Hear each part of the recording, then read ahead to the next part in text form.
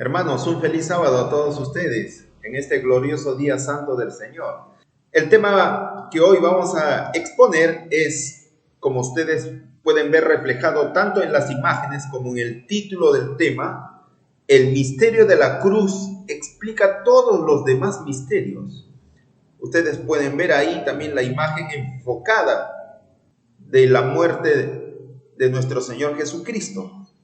Vamos a ver mediante este estudio que el estudiar la ciencia de la redención o el plan de salvación va a explicar algunos misterios de los muchos que hay y de los muchos que se estudiará durante la eternidad, por algunas cosas que la palabra de Dios nos ha dejado pinceladas para poder entender muchas cosas que para muchos cristianos nos han sido un poco oscuros durante tanto tiempo.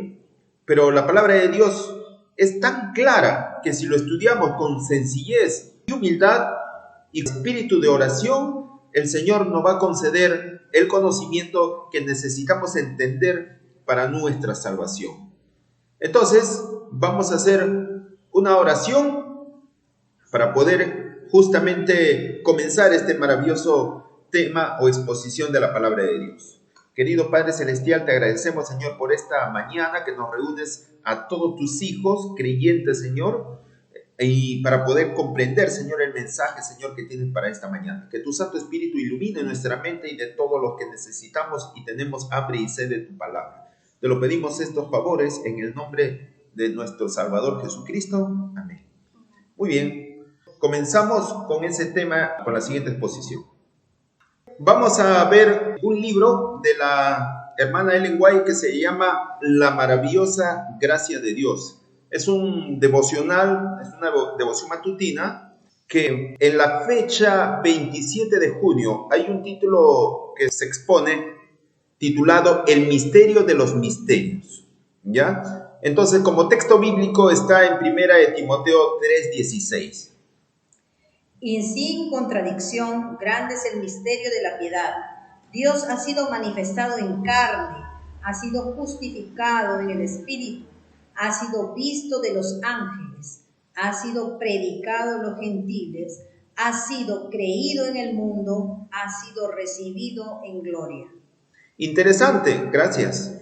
Pablo mismo manifiesta de que todo el conocimiento de la cruz del Calvario no está totalmente, completamente en luz, o que toda la verdad expuesta sobre el plan de la salvación ya está totalmente revelada y que no hay nada nuevo por aprender. El erudito, gran conocedor de los antiguos manuscritos, él mismo escribió inspirado e indiscutiblemente grande, o sea, inmenso, infinito. Es el misterio de la piedad. Dios fue manifestado en carne. Jesús, siendo Dios, se manifestó en forma humana. Entonces, vamos a ver lo que dice los comentarios. Esto es la maravillosa gracia de Dios, página 186. Dice así: ¿qué misterio de los misterios? Es difícil que la razón capte la majestad de Cristo, el misterio de la redención. Se ha erigido la vergonzosa cruz, los clavos perforando sus manos y pies, la cruel lanza ha perforado su costado, su corazón, y el precio de la redención ha sido pagado para la raza humana. Misterio de los misterios. La redención es un tema inagotable, digno de nuestra más íntima contemplación. Va más allá de la comprensión del más profundo pensamiento, del alcance de la imaginación más inteligente, más vívida. O sea, este es un tema, como lo llama el conflicto de los siglos, es la ciencia de las ciencias. Es la ciencia de las ciencias. Vamos a encontrar un párrafo muy interesante al final. Si estuviera Jesús con nosotros hoy, nos diría, como dijo a sus discípulos: aún tengo muchas cosas que deciros, pero ahora no las podéis sobrellevar. Los discípulos tenían ganas de aprender muchas cosas, muchos misterios de la salvación, muchos misterios del cielo que Jesús, hecho carne, había venido justamente a revelarlo al hombre, ¿no? Era la palabra del Dios viviente. Pero Jesús dijo: tengo muchas ganas de decirle, pero no lo van a poder entender, por las puras le voy a revelar. Por eso dice acá, Jesús anhelaba desplegar ante la mente de sus discípulos profundas y vivientes verdades, pero fue imposible por la mundanalidad de ellos y su comprensión nublada y deficiente. Bien claramente nos dice entonces por qué motivo que hay muchas cosas de profecías, verdades de la palabra de Dios, no lo podemos captar. Dice por la mundanalidad y nuestra comprensión nublada y deficiente. Entonces, el mismo problema que tuvieron los discípulos de Jesús también lo tenemos a nosotros. Somos humanos tan igual como ellos lo fueron. Entonces, ahí revela que Jesús no quiere que sepamos algún conocimiento. Jesús, si es posible, nos revelaría todas las cosas, pero ya es nuestra propia irresponsabilidad por la cual a veces el Señor no nos revela tanta luz. Dice, los que han estado trabajando diligentemente en las minas de la palabra de Dios, ¿no? Y han descubierto el precioso mineral en las ricas vetas de la verdad, en los divinos misterios que han estado ocultos durante siglos, ensalzarán al Señor Jesús, la fuente de toda verdad, revelando en sus caracteres el poder santificador de lo que creen. Jesús y su gracia deben ser entronizados en el santuario más íntimo del alma. Entonces, Jesús, será revelado en palabras, en oración, en exhortación, en la presentación de la sagrada verdad. Entonces, cuán importante es la sencillez y la humildad de corazón de todo cristiano. Y Dios justamente nos va a revelar tantas cosas maravillosas. Aquí está justamente el párrafo central del sermón. El misterio de la cruz. El misterio de la cruz explica todo lo demás misterios, todo lo demás misterios. ¿Quieres saber algo, alguna parte de la Biblia, alguna parte de la verdad? Pues en la cruz de Cristo vas a poder entender muchas cosas maravillosas, hasta profecías de tiempo vas a poder entender. Entonces es importante, el misterio de la cruz explica todo lo demás misterio, todas las demás dudas que tienes. A la luz que irradia del Calvario, o sea, a la verdad que irradia del Calvario, los atributos de Dios que nos llenaban de temor respetuoso nos resultan ahora hermosos y atractivos. Se ve que la misericordia, la compasión y el amor del Padre, el amor paternal, se unen a la santidad, la justicia y el poder. Al mismo tiempo que contemplamos la majestad de su trono tan grande y elevado, vemos su carácter en sus manifestaciones misericordiosas y comprendemos como nunca antes el significado del apelativo conmovedor Padre nuestro. Qué maravilloso entender. A Dios, claro, le tenemos que tener siempre un profundo temor reverente, porque es santo. Pero también a la vez, Dios que manifiesta su justicia, también manifiesta su misericordia y su amor por la humanidad. Y eso es justamente el don más precioso que lo ha revelado mediante Cristo, el unigénito. San Juan 3:16, porque de tal manera amó Dios el Padre al mundo. Entonces, podemos ver eso, pero dice, el misterio de la cruz explica todos los demás misterios. Entonces, vamos a estudiar a continuación otro detalle más. Ahora vamos a ver otra cita del conflicto de los siglos, de Ellen White, en las páginas 709 y 710. Es maravilloso. Dichas citas es del capítulo 41 del conflicto de los siglos, ¿ya? En ese capítulo 41 describe, después de describir en la escena de la segunda venida de Cristo, justamente están escritos estos párrafos. Es algo maravilloso para poder entender por qué justamente este tema del misterio de la cruz, que explica los demás misterios, justamente está en el capítulo 41 del gran conflicto, donde describe la escena de la segunda venida de Cristo, al final de los 6.000 años de historia.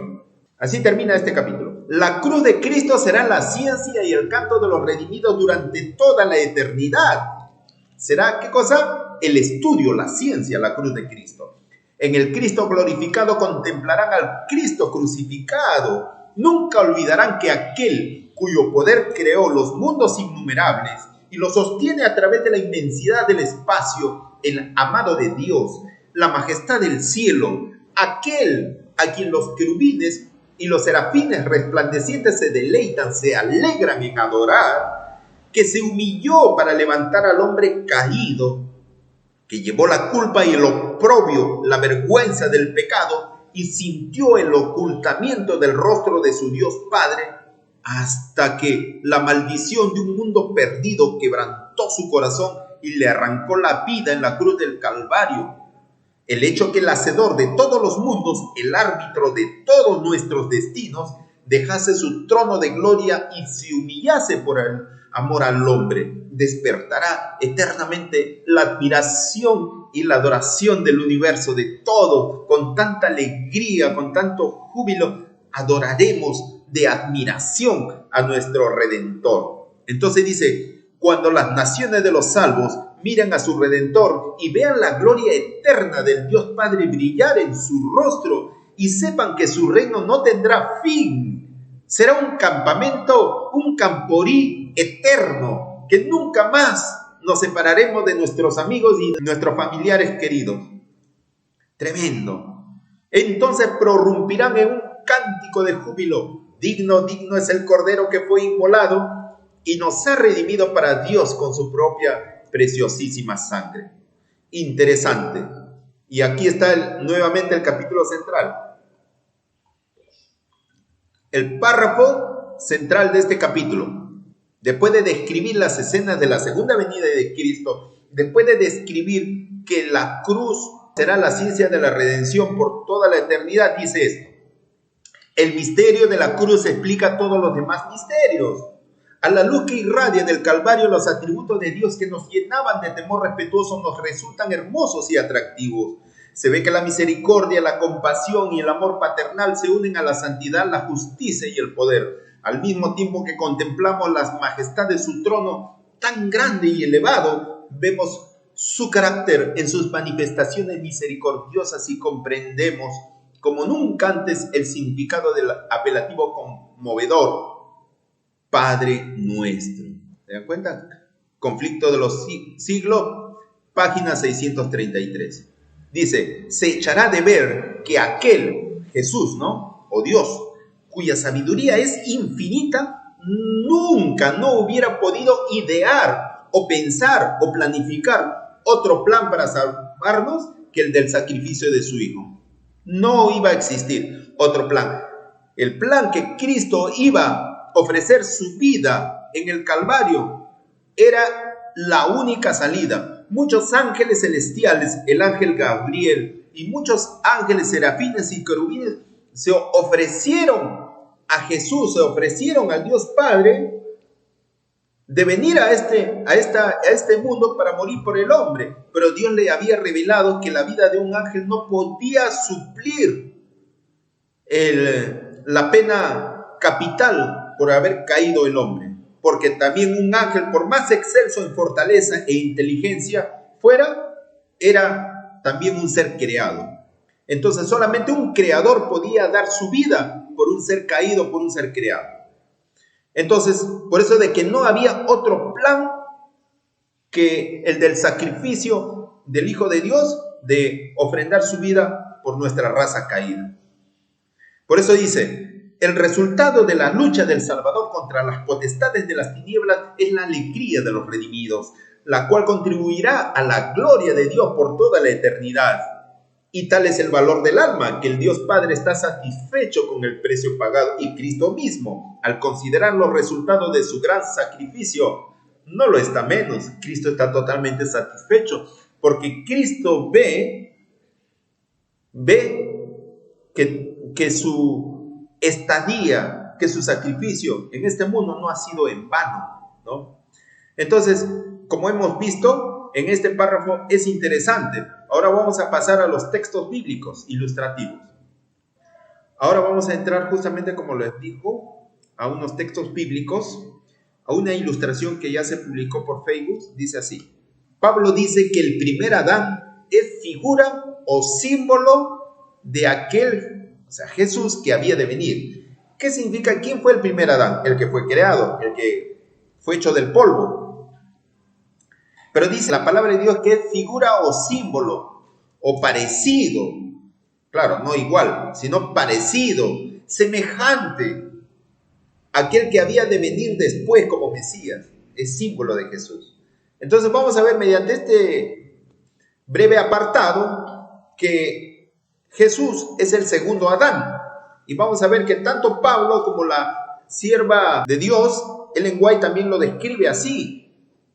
Vamos a ver el primer texto en Romanos 5:14. Dice: no obstante, reinó la muerte desde Adán hasta Moisés, aun en los que no pecaron a la manera de la transgresión de Adán, el cual es figura del que había de venir. Muchas gracias. Qué interesante. Este texto bíblico dice bien claramente que la muerte reinó desde Adán hasta Moisés, aún sobre los que no habían pecado con una transgresión semejante al de Adán.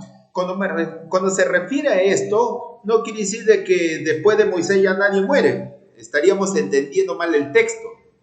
Se refiere que hasta Moisés nadie había resucitado. Porque acuérdense que Moisés resucitó al tercer día. Dios lo resucitó y lo llevó al cielo. Si no, por algo no hubiese aparecido Moisés en el monte de la transfiguración cuando Jesús vino. Moisés con Elías, que fue traspuesto al cielo vivo, se presentaron en el monte de la transfiguración. Entonces, por eso dice que, sin embargo, la muerte reinó desde Adán hasta Moisés. Desde Adán hasta Moisés, nadie, ningún ser humano había resucitado. Moisés fue el primer ser humano que Dios resucitó en forma glorificada y fue llevado al cielo, a la Nueva Jerusalén. Por eso el texto dice bien claramente así. Entonces, entendiendo ahora, sin embargo, la muerte reinó desde Adán hasta Moisés, aún sobre los que no habían pecado con una transgresión semejante a la de Adán. Se está refiriendo al primer Adán, el cual es figura, es símbolo de aquel que había de venir. ¿Y quién es el que vino? Jesús. Entonces, desde las claras ya nos está hablando que Jesús es el segundo Adán. Vamos a ver otro texto en 1 Corintios 15:45. Así también está escrito: fue hecho el primer hombre Adán, alma viviente, el postrer Adán, espíritu vivificante. Versículo 47. El primer hombre es de la tierra terrenal, el segundo hombre, que es el Señor, es del cielo. Está muy claro estos dos textos bíblicos. Está hablando de un primero y está hablando de un segundo. Y está en otra carta del apóstol Pablo. Primero la carta a los romanos y después la carta a los corintios. O sea, esto el apóstol Pablo lo tenía muy claro. El primer hombre, dice, Adán, fue hecho alma viviente, o sea, fue creado del polvo. El último Adán, espíritu que da vida. Es bien claro. Y sigue el texto. El primer hombre es de la tierra, terrenal, hecho del polvo. El segundo hombre es del cielo. ¿Y quién es el que descendió del cielo para morir por el hombre? ¿No es Cristo? Entonces, cuando el apóstol Pablo habla de Adán como el primer hombre, entonces, por ende, está hablando del segundo hombre que es del cielo, está hablando entonces de un segundo hombre que es Adán. Jesús es el segundo Adán. Como el texto de Romanos 5:14 dice que el primer Adán es figura de aquel que había de venir, que el primer Adán es figura de Cristo. Entonces quiere decir que todo lo que vivió Cristo, el tiempo que vivió Cristo, es lo que Adán también lo pasó. Vamos a ver, vamos a enterarnos de esto. Ellen White, ¿qué habla acerca del segundo Adán? Vamos a ver en Conflicto de los Siglos, página 629, párrafo 3. Y esto es cuando justamente se describe la segunda venida de Cristo acá a la tierra. Justamente este párrafo está dentro de ese capítulo de la segunda venida de Cristo. Es interesante, porque esto nos va a llevar a algo más. Cuando se da la bienvenida a los redimidos en la ciudad de Dios, un grito triunfante de admiración llena los aires. Los dos Adanes están a punto de encontrarse. El Hijo de Dios está en pie con los brazos extendidos. Está con los brazos extendidos para recibir al Padre de nuestra raza, al ser que Él creó, que pecó contra su Hacedor y por cuyo pecado el Salvador lleva las señales de la crucifixión. Al distinguir a Adán, el primer Adán, las cruentas señales de los clavos, ¿no? En Jesús no se echa a los brazos de su Señor, sino que se prosterna humildemente a sus pies, se echa a sus pies, exclamando: digno, digno es el Cordero que fue inmolado.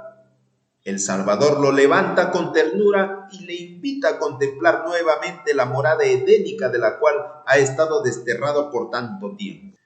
Conflicto de los siglos, página 629, párrafo 3.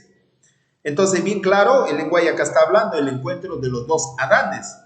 Cuando Jesús venga por segunda vez y lleve a sus redimidos al cielo, en el cielo, justamente al entrar a la Nueva Jerusalén, se suscita este protocolo, se podría decir, el encuentro de los dos Adanes, entre Cristo y el ser creado, nuestro primer padre Adán. Es algo como decir una figura de la parábola del hijo pródigo, donde el hijo descarriado se arrepiente, se convierte, mira al cielo y se va a los brazos de sus padres, ¿no? Cuando le dice: no me trates como uno de tus jornaleros, sino trátame como algo común y corriente. Entonces, bien claro, vemos acá la figura de los dos Adanes. Vamos a seguir con las diapositivas. Entonces, como les había leído en principio los textos, que el misterio de la cruz explica los demás misterios. Entonces, justamente en la vida de Cristo, que es el segundo Adán, va a estar reflejado entonces la vida del primer Adán. Como Pablo dijo que el primer Adán es figura o símbolo de aquel que había de venir, Cristo, ¿no? Bien claro. Entonces, aquí hice un gráfico ilustrativo de Adán y Eva y Jesús. Nuestro Señor Jesucristo vivió 33 años y 6 meses. Entonces, aquí he puesto en la primera parte, Adán y Eva vivieron 33 años y 6 meses en santidad y luego cayeron. Inclusive está ahí que en el año 4004, antes de nuestra era común, Adán y Eva fueron creados. Pasaron 33 años y 6 meses. En el año 3970, antes de nuestra era común, Adán y Eva desobedecen a Dios comiendo del fruto prohibido. Lo mismo pasa con la vida de Jesús. Jesús nació en el año 4 antes de nuestra era común, vivió 33 años y 6 meses como segundo Adán, es vencedor. Y Jesús muere crucificado y resucita también en el año 31 después de Cristo. Entonces, así como Jesús vivió 33 años y medio, entonces por lógica, nuestros primeros padres Adán y Eva vivieron en santidad sin pecar 33 años y medio y cayeron. Entonces, por eso que Pablo decía de que el primer Adán es figura o símbolo del segundo Adán, que es Jesús. Muy claro está. Y hay una cita de la mensajera del Señor en Mensajes Selectos, página 313, párrafo 1, dice: Cristo estuvo en el lugar de Adán para soportar la prueba que éste no había podido resistir. ¿Qué dice?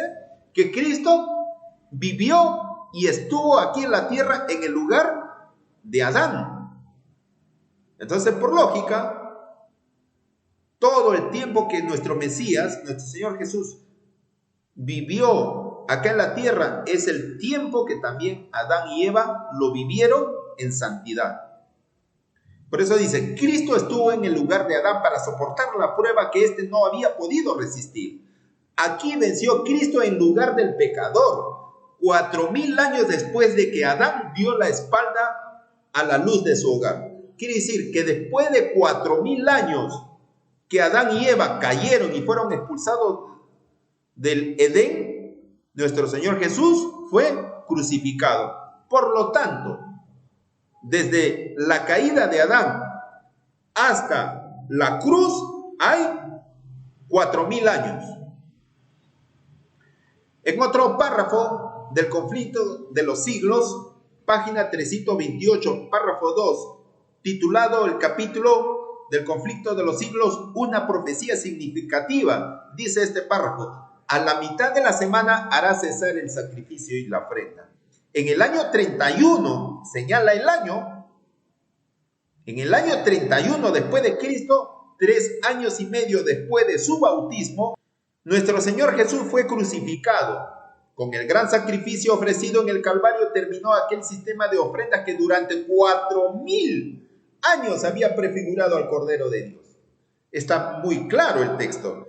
Quiere decir que hasta el año 31, que se erigió la cruz del Calvario, transcurrieron 4000 años de sistema de sacrificios y ofrendas que simbolizaban al Cordero de Dios, a Cristo.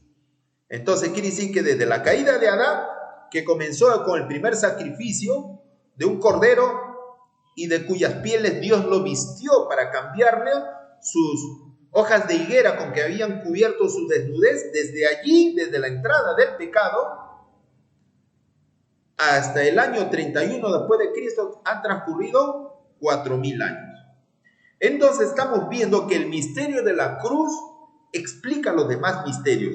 No sabíamos cuántos años Adán y Eva vivieron en santidad, pues ahora que conocemos que el segundo Adán vivió 33 años y medio de ministerio terrenal acá, entonces Adán y Eva también pasaron el mismo tiempo en santidad en el jardín de Edén. Pero la diferencia es que Adán cayó, pero Jesucristo venció en la cruz en lugar de Adán, como dice la cita inspirada.